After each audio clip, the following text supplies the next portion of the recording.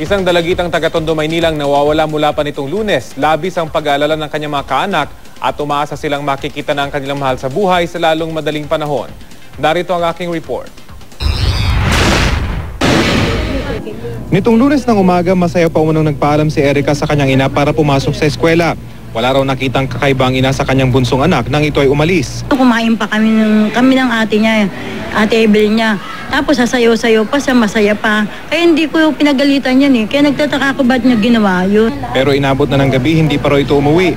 Nang kanilang puntahan ng eskwelahan sa Tondo, Maynila, dito nila nalaman na hindi pala ito pumasok. Agad silang nag-report sa barangay at nagpa-blotter sa pulisya. Wala naman daw dahilan si Erica para maglayas. Pero nang kausapin ng isa sa kanyang mga kaklase, dito na sila nagduda. Kinento daw po nung nakaraang linggo, bago siya mawala, na parang may magbibigay daw po ng cellphone, yung katext niya daw po.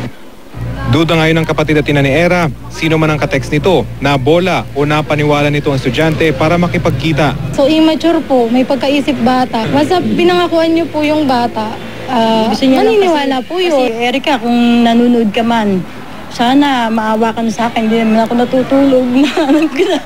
Hanap ka na. Alam mo, ka na. Yan naman yung tumukupkup sa anak ko. Pauwi niyo ni anak ko.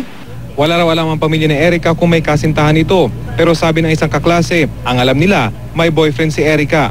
Bukod sa mga kaanak ni Erica, alalang-alala rin ng class advisor ng bata. Hindi naman daw sila nagkukulang sa pagpapaalala na huwag basta-basta makipagkita sa mga di kilala, lalo na yung mga nakilala lang sa text. Isa pong factor kasi pag bunso yung bata, iba po yung way ng pagpapalaki ng parents. Kasi mas special yung treatment pag bunso. So medyo madali silang somehow na makuto.